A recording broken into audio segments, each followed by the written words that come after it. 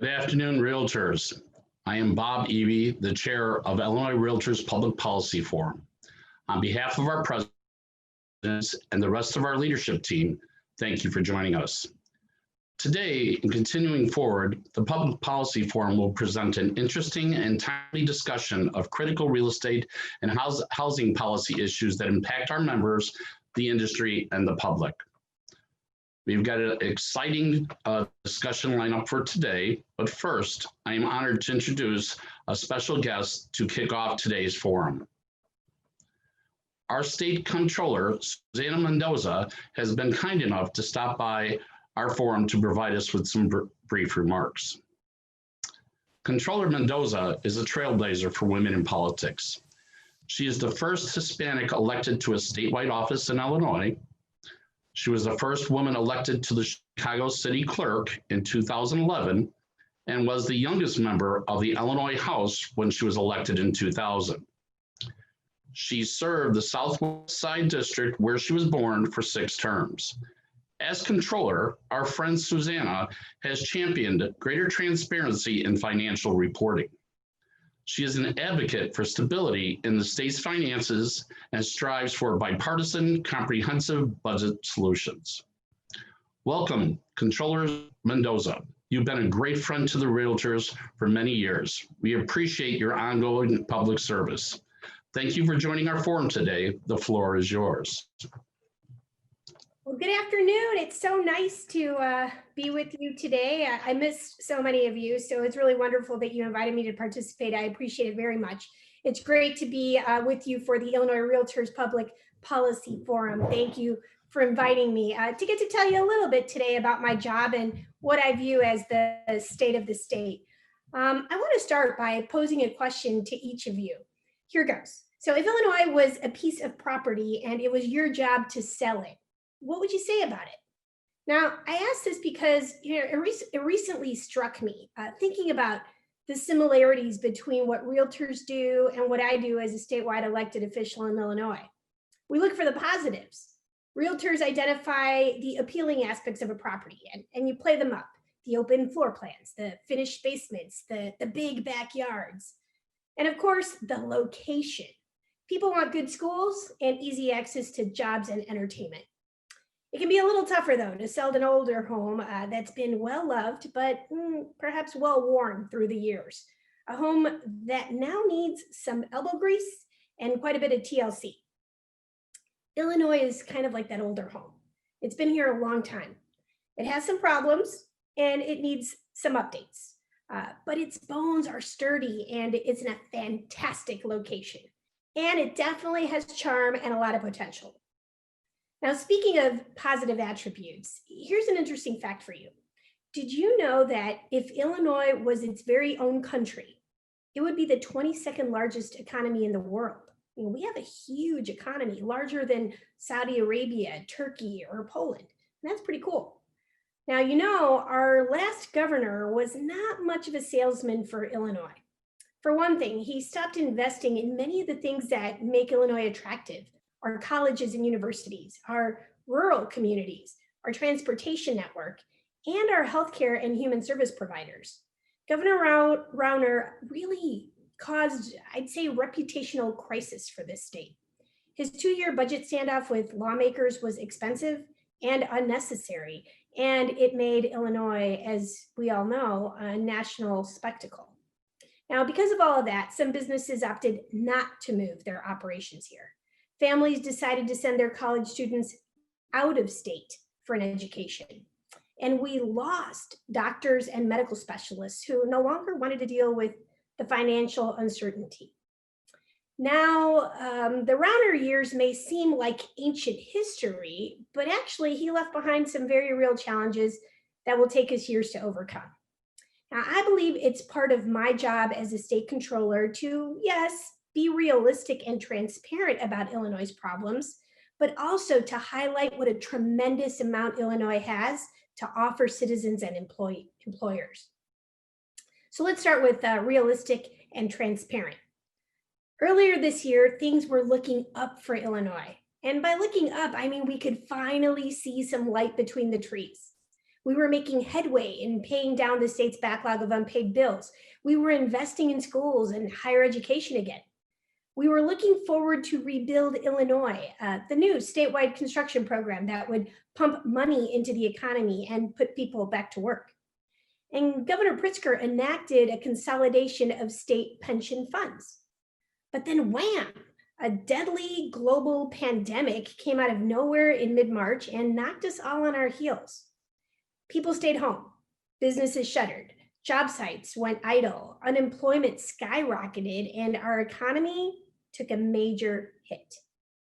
Now, most important of all, though, to remember is that more than 8,000 Illinoisans have died because of COVID-19. Thankfully, Illinois is far better than a lot of other states in terms of bending the curve of infections and hospitalizations, but we have to remember that over 8,000 Illinoisans have already died because of this. Now, this is due in large part that we've been able to bend this curve because of the amazing leadership of our current governor and his administration. And I'm so proud of the communities and citizens who are taking COVID-19 seriously and doing whatever they can to help stop the spread of the virus. But when you look at the economic consequences of this pandemic, you'll find that there isn't much difference between what Illinois is facing and what other states are facing. It's important to keep that in mind. Every state lost revenue, and every state is now bracing for budget shortfalls. And why is that? I mean, well, for a simple reason. Remember, a large portion of the country's economy shut down for 2 months during the stay-at-home orders back in April and May. That meant non-essential businesses and retailers closed. Restaurants, bars, theaters, and tourist sites closed. Convention business, dried up, and hotels and casinos closed. Most people stopped going anywhere except to the grocery store, which means they weren't filling up their gas tanks or booking flights. Now, all of these things generate revenue for the state and municipalities, allowing them to then offer services to citizens. That revenue comes in the form of taxes on things like gasoline, goods and services, amusement, lodging, dining, and alcohol. On top of this, unemployment shot up, which meant that people had less money to spend. And Illinois delayed the deadline for state income tax filings until July, meaning the revenue we typically would see in the spring came to us in the summer. So it's hard to be prepared for something like that, no matter what state you are. Now, a large part of the economy has reopened, but things are not back to normal yet. Unemployment is still a problem, and we don't know how long it's going to linger. People are still cautious with their spending. And for many of us with school-age children, we're now juggling remote work with remote learning. So if you hear my little boy chime in a little bit, it's because he's doing his classwork. It's a stressful and exhausting time for everyone. Clearly, state and local governments have reason to be concerned. Of course we do. COVID-19 disrupted our lives and the economy in ways we have never seen. When lawmakers passed the $43 billion state budget back in May, it was well known it included a $5 to $6 billion shortfall. And that's because Illinois cannot simply cut its way out of this extraordinary problem. Slashing services during a pandemic would be immoral, and it would cost us more in the long run. We have thousands of people suddenly needing state assistance for food, housing, employment, utilities, and other basic needs. So cutting programs and services would lead to more families, children, and seniors in crisis. So let me be clear. States need federal help. In Illinois, severe across-the-board cuts of 35% or more would basically erase everything we've done so far to repair the damage from the Rauner years. Universities and social services would suffer. Payments to places like hospitals, daycare centers, and small businesses would be delayed, and we would no longer be able to see any light between the trees. So what is my office doing right now to help us get through this? Well, until now, and I guess better yet, until we know how bad things actually are, well, we're managing. For now, the Comptroller's office is still paying the state's bills. We're managing the state's cash flow every single day and making payments that have the highest priority first.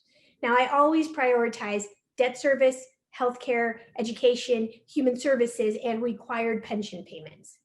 We're also managing the state's debt. Because we lost revenue during the pandemic, the state utilized a federal tool known as the Municipal Liquidity Facility.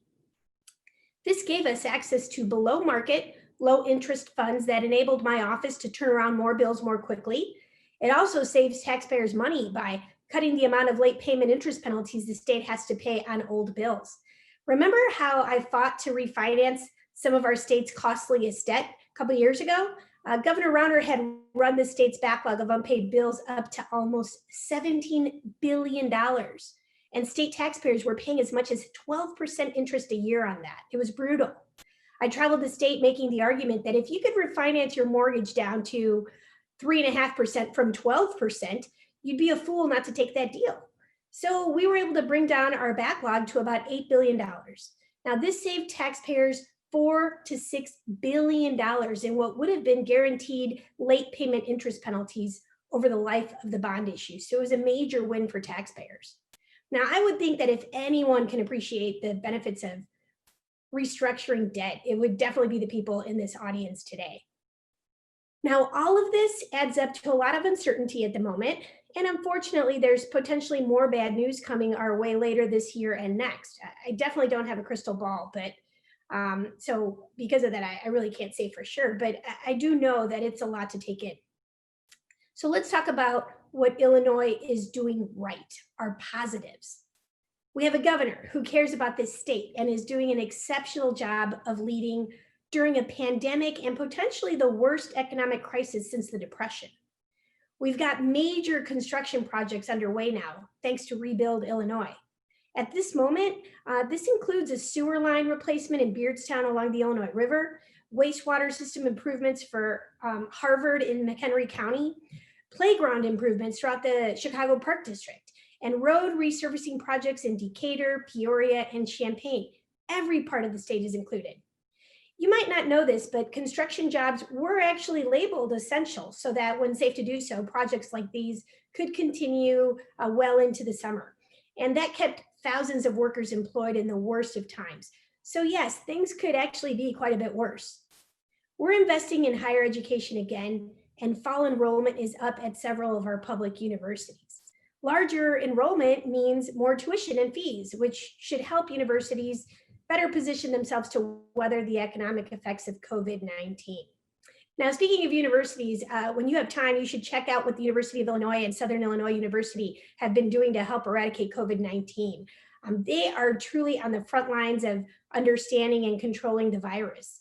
Researchers at the U of I developed a saliva test to replace that dreaded nasal swab. I don't know if any of you have had that, but it's horrible. But you should get one if you need it, okay? But this new test, the saliva test, has really been called a potential game changer. And we're making that right here in Illinois. And just this week, researchers at SIU received a grant to sequence and analyze COVID-19 genomes. I mean, the information they gather will help scientists better understand the origins of the virus and how it spreads. This is amazing research happening right here in Illinois. Our universities are hotbeds of creativity and innovation, and we need to celebrate and further invest in it. Now, you have a controller who goes out of her way to be a voice of calm and reassurance for investors in Illinois and the bond rating agencies. As long as I'm here, as I said earlier, this state will prioritize debt service and required pension payments, which credit rating agencies specifically focus on in rating the state's credit worthiness. So it's really important. And because of this, Illinois remains a sound investment.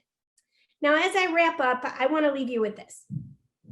Illinois has challenges. I mean, we have definitely had our share of problems, many of them self-inflicted.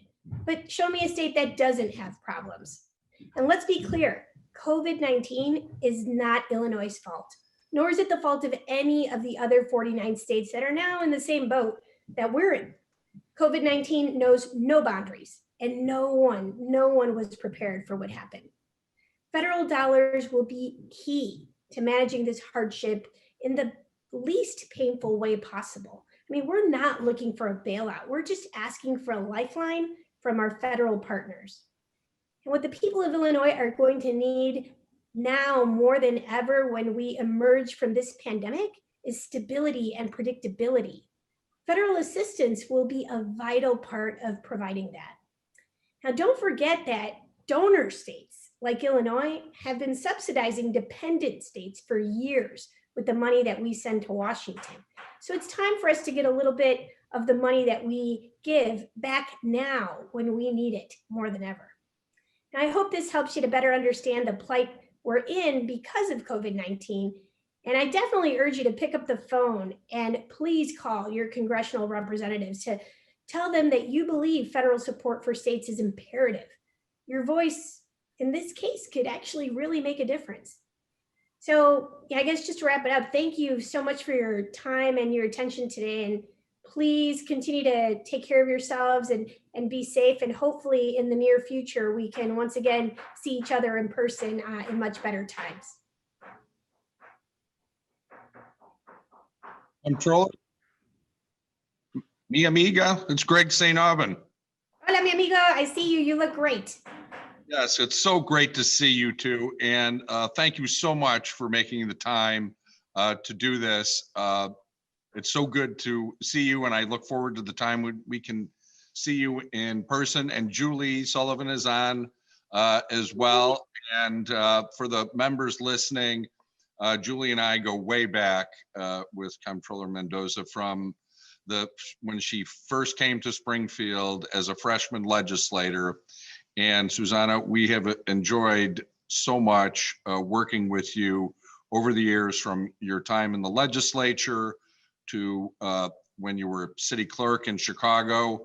I can remember going to one of the Chicago Association's installations, and they were introducing the various dignitaries, and there would be the obligatory clapping of hands. And then when they announced, because you had really helped them out with something that helped them with having a parking permit to be able to park so that they could go, weren't late to their showings. And when they announced your name, the audience erupted in loud applause. And and then onto your role here, and you did such a great, you are so good at taking what can be very dry material or complicated material and having it make sense for all of us regular folks out there. And that's a real talent that you have. And we've just enjoyed so much.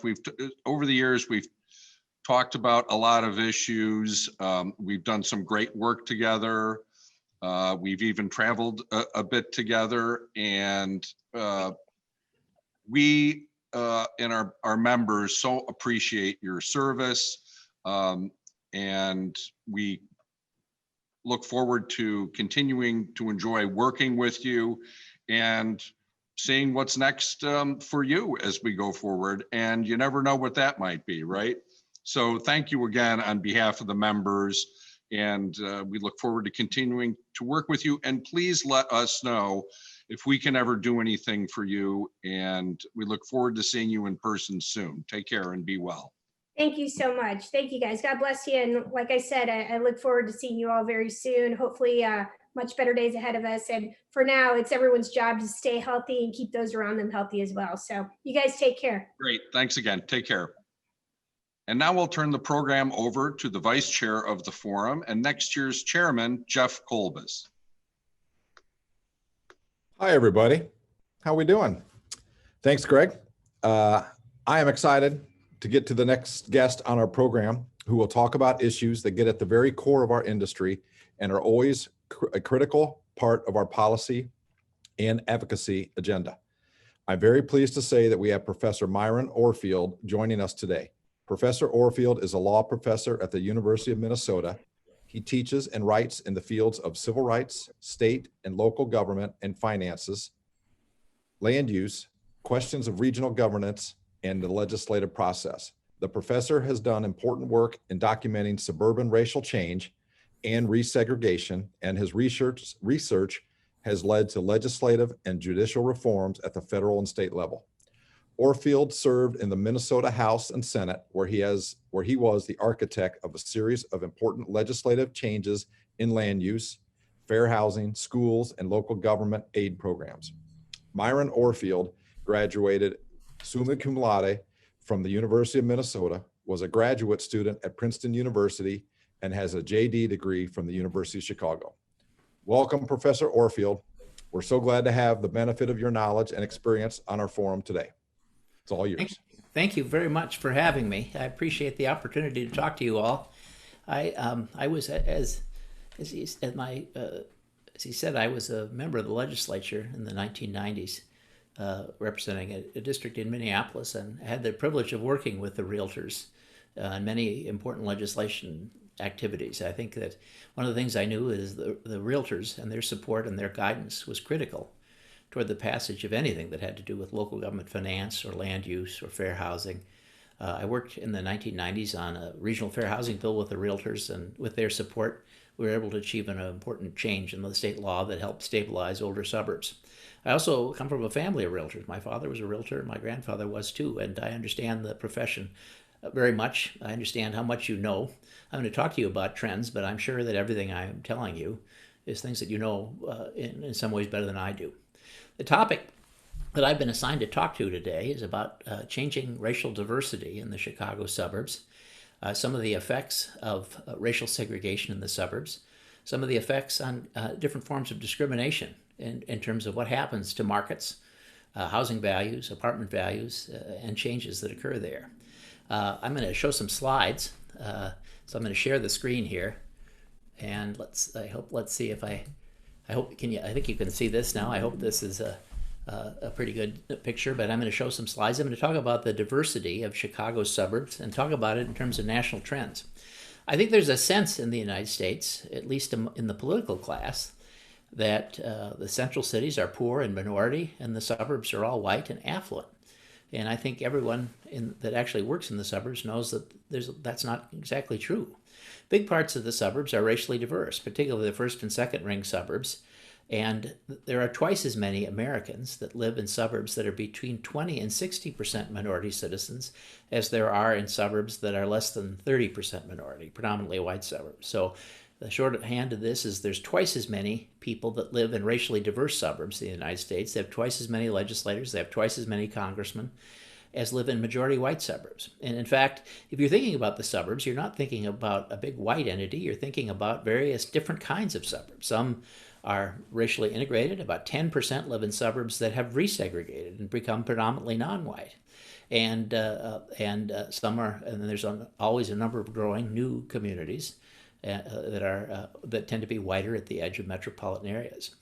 Now, one of the things that happens as minority families move into the suburbs is there's a sorting process. Minority families that live in the suburbs don't have access to the same kind of credit that white households have.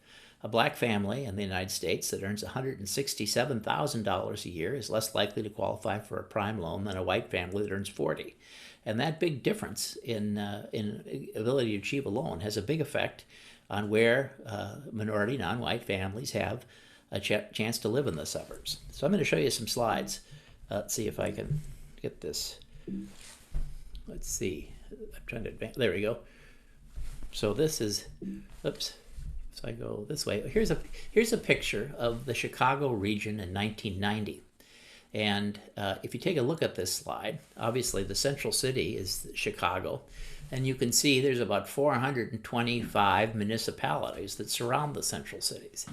On this slide, if you take a look at the communities, if they're red, they're predominantly non-white suburbs. So you can see some of the suburbs to the south, like Harvey and Markham, down there in 1990 that were predominantly non-white. You can see many of the first and second ring suburbs. This is in 1990 that are between 20 and 60% white. Now, 90, take a look at 2000. So you see a whole big group of predominantly non-white suburbs of the south side of Chicago, about 28 suburbs, Chicago Heights, Madison, which became a non-white suburb. You can take a look at Calumet City and Dalton and Riverdale. You can see Cicero, obviously, and Summit. And you can see in the far north, you can see Waukegan and North Chicago. So in 90, they were diverse. In 2000, they became predominantly non-white. So this is 2010. Look at the big change that happened in 2010. So you see a big swath of the western suburbs. You see another 20 or so suburbs that were integrated become majority non-white. And you see this ring of racial diversity moving far out into the western Cook County and DuPage County. You see that most of the communities in DuPage County are either predominantly non-white or racially diverse, with a few exceptions.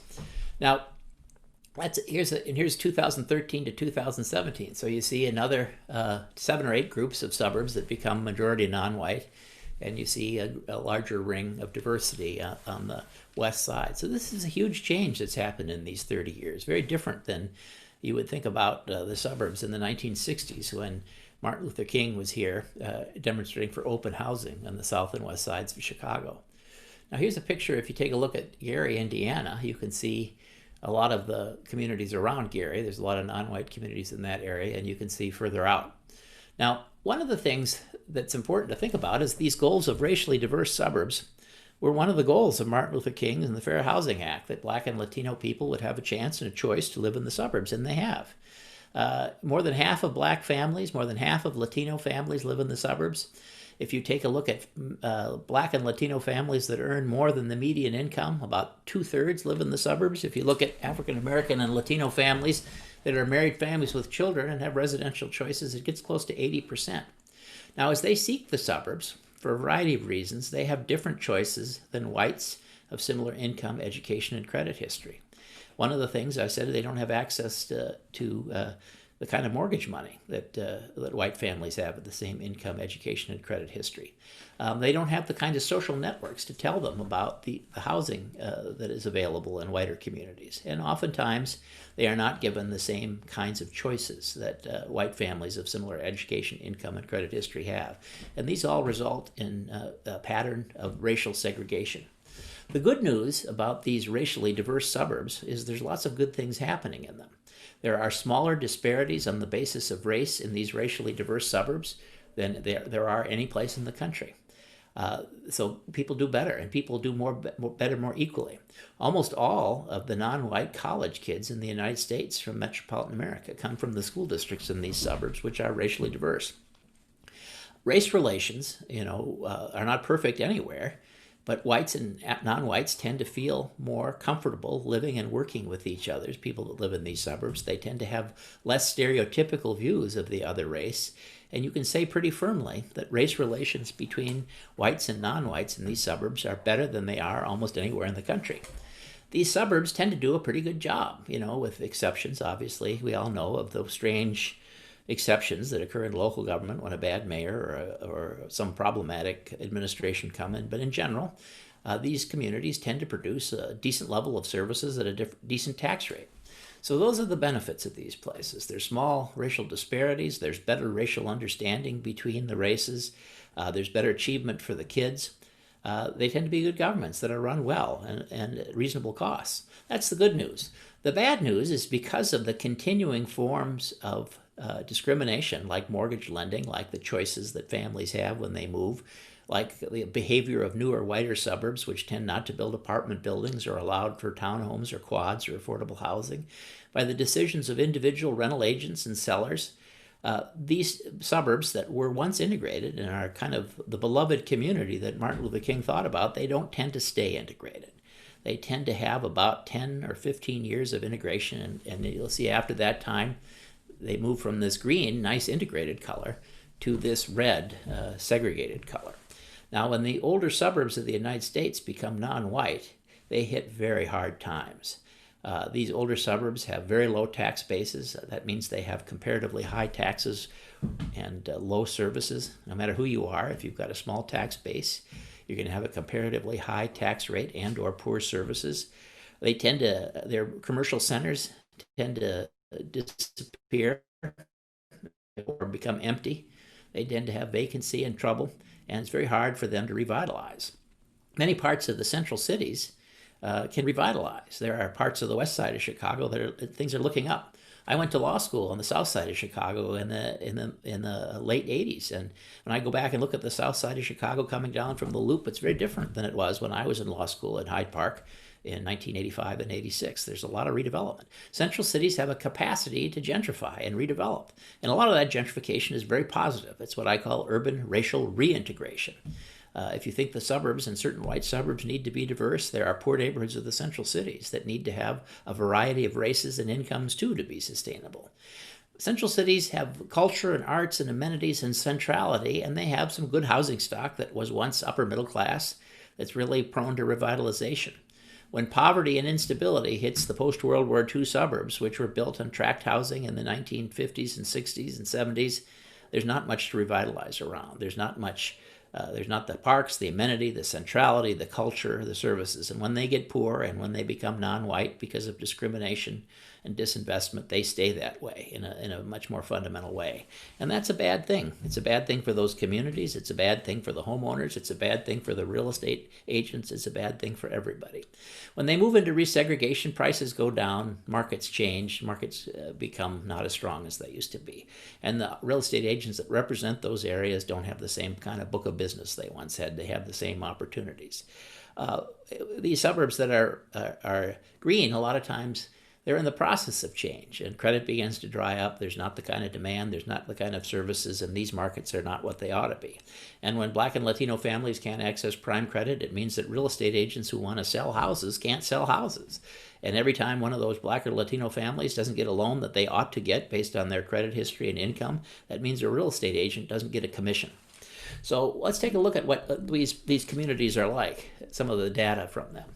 We took a look at 2000 in terms of the suburbs. Central cities were about 32%.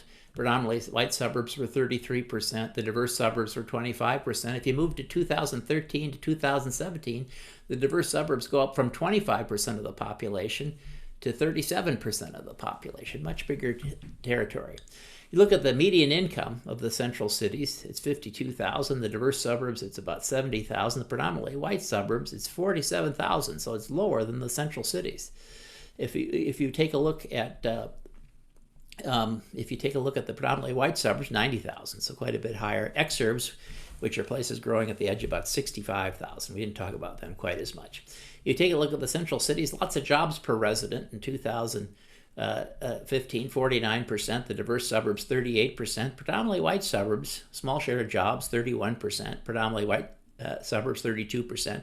But these diverse suburbs still have a lot of jobs, although things are changing. Poverty rate, central city, 21%, diverse suburbs, 7%, predominantly non-white suburbs, 18%. And as they stay non-white, that poverty rate goes higher and higher. If you take a look at the tax capacity, and this is one of the things that's important, central cities have 92% of the region's tax capacity.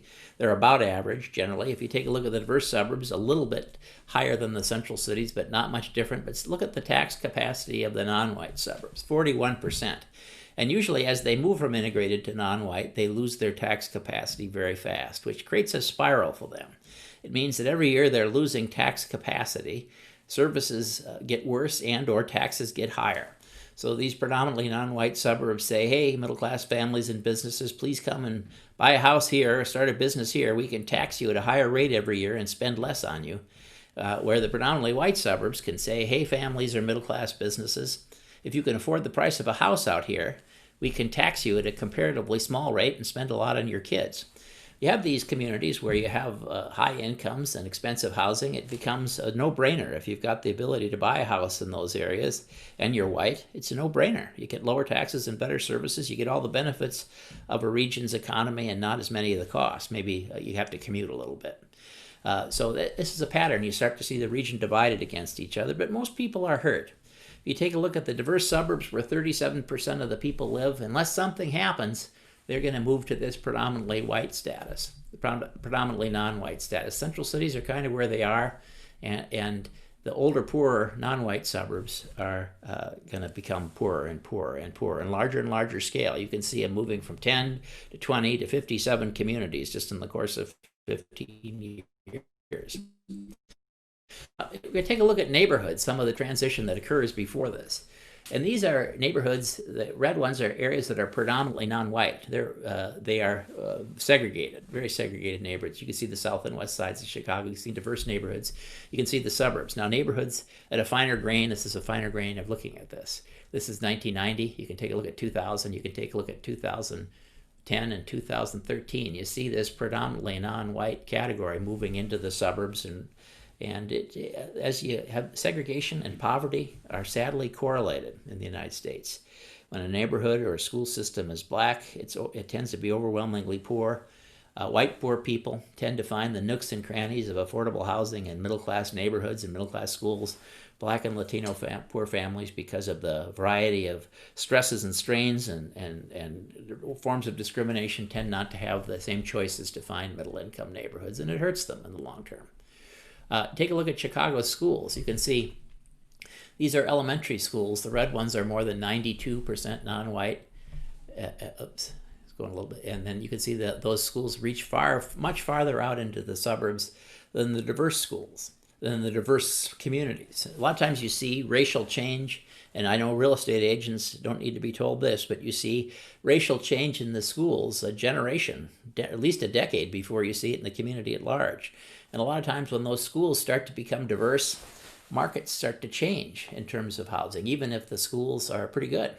There was a documentary in the 1990s about the suburb of Madison, Illinois, and they were talking about the changes that were occurring in the real estate market. It says fewer white people were interested in buying there. And they talked to the white people that were interested in buying in Madison, which was becoming diverse. And at the time, this was in the early 90s, the diversity was middle class and upper middle class black families, families that were teachers and government employees and principals and doctors and lawyers. And as these families moved into Madison at the time the market started to change, the black families were actually a little higher socioeconomic status than the white families were. One of the things that white families were saying about that time is they thought the schools weren't as good in Madison as they had been. And Tom Brokaw, who was doing the documentary, went back and looked at the test scores, and the test scores were good in Madison. In fact, they were as good as they'd ever been, and there were more national merit scholars that year than there ever had been, 2 of whom were black. They went to talk to the buyers, and they said, what's going on in Madison? They said, the crime rate's going up in Madison. We think the crime rate's going up in Madison. Well, Tom Brokaw looked at the police department and the FBI, and the crime rate was pretty good in Madison. Actually, it was a little bit better than it had been before. So sometimes when things begin to change in a community, and you can see Madison now as one of these non-white suburbs. You all know about this more than I do. But these changes start to happen even for no good reason, just on the basis of race, generations before they have to. Let's take a look at the schools. Now, these are schools that are changing, and you can have all these maps. I'll give them to you, and you can take a look at them and kick the tires of them. But these red schools that are changing 14 points in a 5-year period, 14 to 38 points in a 5-year period, you can see them in the second and third ring of suburbs. There are 95 schools that are changing between 14 and 38 points in race in a 5-year period. That's fast. I study the whole country, and in the Chicago suburbs, these schools in the suburbs change faster. The communities tip faster than any place I've ever seen. Atlanta maybe is pretty close. But you can see that you've got 95 schools that are changing. You got another 284 schools that are changing between 8 and 14 points. And when these schools tend to become minority fast, it has to do with who's being shown the houses and who's gotten credit and a lot of things that are happening. But these schools are going to have big effects on the future of the community. Here's free lunch. And one of the things, you look at race in the United States and you're looking at poverty. That's a sad fact. That's a sad part of our history, that when you have a school that's overwhelmingly poor in the United States, the odds are it's going to be overwhelmingly black and or Latino. If you're a poor black or Latino in the United States, 3/4 of poor black and Latino kids go to schools that are overwhelmingly poor. 3/4 of poor white kids go to schools that tend to be middle class. And that's unfair, but that's the way it is. It creates big disparities in educational opportunity. Here's the change in poverty. And again, you can see schools changing. You got 167 schools changing between 19 and 69 points in terms of poverty in 5 years. Again, Chicago beats everybody in the speed with which these second and third ring suburbs turn over. So these are all the slides I wanted to show you. And I'm gonna stop the sharing and get back to my feed. But what does this all mean? Well, it means that there's a lot of things that are happening here in Chicago that are hurting the real estate agents. Big parts of Chicago, the real estate markets aren't what they ought to be. They don't have the demand, they don't have the credit that they ought to have. real estate agents who spent their life mastering those markets, understanding every nook and cranny, aren't getting the kind of commissions they ought to get, aren't having the sales they ought to get. And I know things are going well now, and God bless the real estate industry. I hear everything's going well. God bless it. But if credit were right and if things were doing better, there'd be more credit, there'd be more buyers, there'd be more value in those older suburbs. Every time a black family that earns $167,000 doesn't get a loan, when a white household with the same statistics at $40,000 can get a loan, that's money out of your pockets. And things need to happen to make that better. We need to think about whether we want to just take these older communities and throw them away, let them go through the pattern of integration and segregation and disinvestment and becoming a lower status community, not very valuable, not worth very much. We want to think about what kind of things we can do to help. Now, places that have good, strong, fair housing laws, where everybody gets equal choices, everybody gets equal access to credit, where the newer, wider suburbs build a little bit of affordable housing, where the central city neighborhoods get some help in gentrifying in the appropriate way. Now, I think gentrification can be a really good thing. If it's all white people and push all the poor people out of the neighborhood, that's not a good thing. But if it's a poor neighborhood that becomes racially diverse and mixed income, that's a good thing. That's what civil rights wants to do. You want to make sure that people have a right and a choice to live in every neighborhood, and every neighborhood is a good place that's got middle-class people and good schools in every neighborhood, and you want to see that happening. You take a look at what's happening in the south and west sides of Chicago, and by and large, you want to make sure that continues to happen. You want to make sure there's affordable housing in those neighborhoods, but you want to make sure those markets get stronger and provide more credit and turn the tide a little bit. You like to think about some mechanisms to keep these older suburbs from tipping so fast. And there's lots of things you can do that. You can work on marketing these suburbs, particularly to certain economic groups in certain geographic areas. You can work about making sure there isn't panic selling or bad rumors like were happening in Madison, Illinois, to all those white families who didn't understand how good the schools were in Madison, didn't understand how low the crime was. You also can think about patterns where every community has to do their fair share of affordable housing, so that not just the poor communities of the south or inner west side have to do it all, but everybody does a little bit. Everybody does a little bit, you don't get segregation, and nobody is overwhelmed by the problems. You want to have everybody do a little bit. You want to encourage the urban racial reintegration of neighborhoods. You want to encourage the racial powerful redevelopment of suburbs, so that we're the beloved community that exists in all those green suburbs, those 200 green suburbs that are diverse, that they stay green this decade, the next decade, and the decade after that, that they stay beautiful integrated communities where people of all races and incomes desire to live, where the markets are strong, where credit's available, and real estate agents get rich.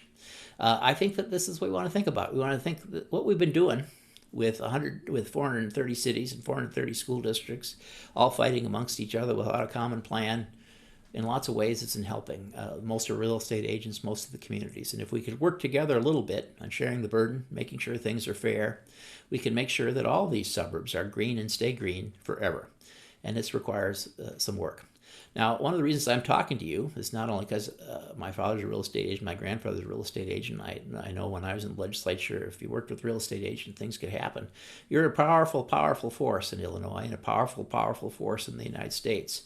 I don't think in state legislators there's any force in the legislature that's as powerful as the realtors or the builders, and particularly when they're working together. And one of the things that's happening right now is the fair housing laws of this country are being challenged. They want to abolish them. They say that the fair housing laws in this country seek to destroy the suburbs, that fair lending and fair choices and getting rid of exclusionary zoning and requiring a few apartment buildings here and there, that's going to wreck the suburbs. Well, I don't think that's true, and I think you know that it isn't true. You can see that most of the suburbs are already diverse, and the only way they're going to stay diverse and healthy is a strong fair housing rule of law, where everybody plays fair, where credit's fair, where the newer, wider suburbs have to help a little bit, where urban redevelopment can be fostered. One of the things in America we see that we continue to build outward. We build more and more acres into the farmland and beyond, build new suburbs, new housing markets, and we take suburbs that we spent billions of dollars in public infrastructure to develop with streets and water and sewers and parks, and we just throw them away. That can't be good for anybody. It can't be good for any taxpayer. It can't be good for the people that live there. It can't be good for the real estate agents there. And it can't be good for the region to build a whole new ring of suburbs without a whole new ring of people. Chicago's not growing that fast. A lot of the Midwest isn't. It'd be nice if it could take those communities that people grew up in and keep them strong and vital and full of demand. So professor who used to be a politician, former Chicagoan, love Chicago. I'd like to see things go better in Chicago. This transition that's happening in these first and second ranked suburbs is not good for real estate agents. It's not good for anybody else. It's not going to change unless the real estate agents decide that they can use their expertise and strength to make things better. I think making things better and fairer is good for the region, and I think that there's nobody more well-equipped and understand this better than the real estate agent. So you have now I'm a professor, used to be a politician, which is two reasons that I talk too long. So I'm going to slow down in my speech, and I'm going to stand ready for questions. And I, again, am grateful to be here. I'd be happy to help you, to work with you. I'd be happy to talk about the data or the trends. I worked on the fair housing rules for President Obama. I'm presently working as a consultant to the White House, the present White House Council on Affordable Housing. So in the Trump administration, I've worked in both administrations. I've had a long history in these issues, and I've worked with lots of real estate agents and developers for 20 years in different states, and when I was in politics too. So again, I'm proud to be here, and I hope you were able to hear all this. I hope I didn't talk in a bad technical connection, and I hope that we can interact a little bit and talk a little bit about the things I've showed you. So at that point, I think I'll yield the floor to the moderator. All right, Professor, that was fantastic. Unfortunately, in this format, we're not able to handle questions and question session just because of the way that this format is. But I'll get to an email address here in a second that we're going to allow some of the members to provide questions and conversation pieces. So I just want to say thank you very much, Professor. You touched on some unbelievable areas that I'm sure that if we were together, the conversation would be unbelievable. Yes. Very lively discussion. It was great to have you join us. Yes. We look forward to, future dialogue together. Yes. Yes. And for members listening that want to be part of the discussion or ask questions, we have set up a dedicated email address for that purpose, and it is publicpolicyforum@illinoisrealtors.org. There you go, publicpolicyforum@illinoisrealtors.org. So please use that and contact us. We are Illinois Realtors, as you know, are the voice of real estate in the state of Illinois, at the Capitol, in cities, towns, and villages across Illinois. We engage on a countless onslaught of issues on a daily basis, and due to our commitment to having a strong advocacy program, we have achieved a high level of effectiveness and success.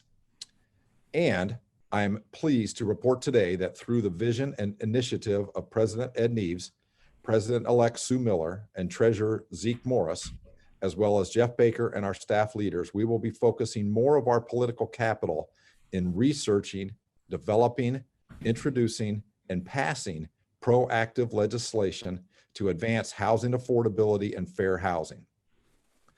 Those efforts are ongoing right now. The Executive Committee just approved a motion for the Illinois Realtors Advocacy Team to draft, I'll repeat, draft and seek the passage of several important housing measures, including a property tax abatement incentive for new construction and qualifying rehabilitations that create affordable housing units, an Illinois income tax credit for construction of new affordable housing units, the elimination of existing prohibitions on the use of accessory dwelling units, and increasing the percentage of the existing real estate transfer tax, their proceeds that are earmarked for, we want to increase the existing real estate transfer tax proceeds earmarked for the Affordable Housing Trust for a period of 5 years. This would temporarily divert some of those funds from open space and natural area preservation into housing affordability.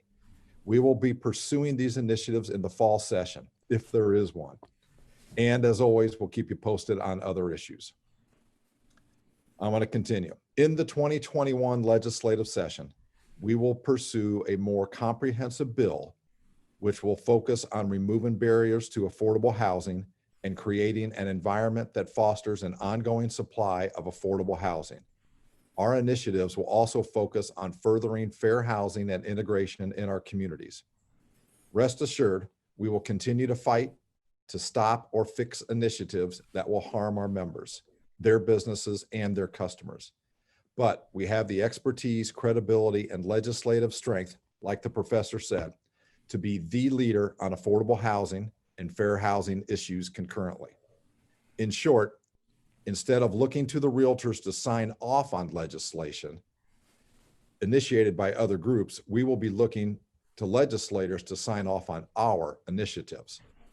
Again, if you have comments or questions regarding any of these topics, please feel free to email publicpolicyforum@illinoisrealtors.org. Also, as you know, our local GADs are out there battling on hundreds of local issues that substantially affect our members and their clients.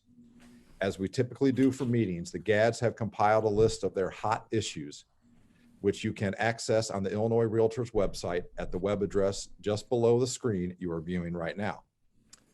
And now we are going to hear from Julie Sullivan on our State House lobbying team to hear what is happening on the legislative front and what it looks like over the horizon. Julie? Thank you so much, Jeff, and good afternoon, everyone. Well, 2020 is definitely a challenging year for sure, and there was no exception. It was a challenging one for the General Assembly. You know, back in March 5th, the General Assembly adjourned, planning to take a brief recess and return on March 18th, immediately following the March 17th primary. Well, as you well know, shortly after that, the stay-at-home order was issued and a series of executive orders followed. So the General Assembly did not return to Springfield until May 20th for an intense 4-day session that they called, that they wanted to deal with the budget and those issues that were of immediate need to address because of the COVID-19 pandemic. The House, however, because of CDC guidelines, could not meet in the Capitol for social distancing purposes. So they met in the convention center. They had a whole setup there where they had the desks spread apart. For those of you who've attended Capitol Conference in the past, that is the same facility that the House of Representatives was meeting in. The Senate, because of the smaller number of senators, was able to meet in the Senate chambers, but they only allowed 10 members on the floor at a time to cast votes. The Senate offices, as you may know, are all in the Capitol building. So they were able to stay in their offices and alphabetically in groups of 10 come to the floor to vote. I'll tell you, I have been involved in the legislature for many years, and I've never seen or never thought I'd see anything like it. So the session, as I said, focusing on the budget, COVID issues. But there were some groups out there that sought to use this narrow focus and time frame to go ahead and push some of their initiatives, especially very objectionable landlord-tenant measures that had been considered in past sessions, but never advanced. Many of these measures went far beyond anything related to COVID. De facto rent control, canceling of rental debt, and there were many, many changes proposed to an already very complicated and arduous eviction procedure in Illinois. Well, we objected to that approach and those proposals. We did proactively offer up a balanced and we felt very workable measure that would directly be aimed at providing the framework to provide financial assistance to tenants, landlords, homeowners, and lenders, all that were impacted by COVID-19 hardships. All of those programs would be run through the Illinois Housing Development Authority. Well, neither of the proposals was advanced. However, we were very pleased to see that in addition to existing state resources, there were millions of dollars of federal dollars that were put into the approved state budget for emergency rental assistance and emergency mortgage assistance programs that you've been hearing about recently. Those programs run through the Housing Development Authority. You know, according to IDA, there was a record number of applications for both programs. Starting September 10th, notifications have been going out to those that were selected through the process. And those notifications for both programs will continue through the month of October. So you may be hearing more of that on the local level. If you'd like more information about the spring session, there are 2 issues of the State Capitol Report, the May 26th and the June 19th issue I would point you to, that those both are on the Illinois Realtors website. So what's next? Well, first of all, believe it or not, starting 1 week from tomorrow, early voting. So it is so critical, as you well know, that you continue to exercise your right to vote. And it's critical that we continue to elect officials that care about private property rights and care about the industry and understand the importance of the real estate industry to the economy of the state of Illinois. You know, in the fall session of 2019, of the thousands of bills introduced, 600 were sent to the governor for his consideration. To contrast, in the 2020 session, 24 bills went to the governor. That's how dramatic the change and the impact of COVID.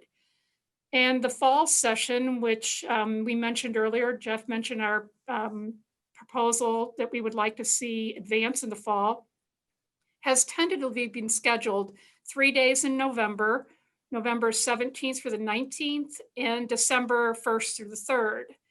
This is an annual fall session that oftentimes is dominated by consideration of the governor's vetoes, but there were no governor vetoes this year. But there are a lot of issues that are pending and could be considered, and we certainly hope to pursue our very important housing agenda during that limited session. As always, we will keep you posted on our website, the State Capitol Report, and certainly you can always contact us through that email address that was provided, and we'll keep you posted as we get through this very challenging year. And then in 2021, there will be a brand new General Assembly as a result of the November election, and the work will begin in earnest with a lot of things probably stacked up on everyone's plate because of the challenges we faced in 2020. But we know we're up to the task. You guys are always engaged and involved in your communities. That's what makes us such a tremendous advocacy group. So that's what I think is going to happen. So. Thank you, Julian. Great job as always. And hello again, Realtors. We hope you enjoyed the program today. I know we're right up against our ending time, but I've got one other piece of business that we simply must attend to. As some of you know, but many of you may not, Julie will be retiring from the Illinois Realtors at the end of this year, capping an extraordinary 31-year career with our association. Julie's contributions to the advocacy program of the association are immeasurable and her accomplishments countless. Legislators, staffers, and other lobbyists sought out and welcomed Julie's input and advice because she is always well-versed on the details and is a straight shooter in acknowledging the pros and cons of the issue at hand. Her skills as a tough but constructive negotiator secured many successful outcomes for the Realtors over the years. And through her seasoned political acumen, she helped guide the RPAC trustees in effectively and strategically allocating your funds from the Realtors Political Action Committee. On the personal front, let's face it, Julie is a lot of fun to be around, right? She is admired by staff, our Realtor staff, and members alike for her helpful, cheerful attitude. She's always willing to lend a hand or do whatever is necessary to get the job done. And she's just a joy to work with. And anyone who knows Julie is well aware of the very high regard and great respect that she has for this association. And she has spent a lifelong career living up to, protecting, and furthering everything this association stands for. Julie, words can't express the deep respect, affection, and gratitude the staff, leadership, and membership of the Realtors throughout this state have for you. We are all joyful for you as you enter this much less stressful next journey in your life. And we wish you all the best in your future endeavors. And as far as I personally am concerned, Julie, I will greatly miss you, my lobbying partner and friend of a lifetime. Lots of love. You're the best there is. Thank you. Happy retirement.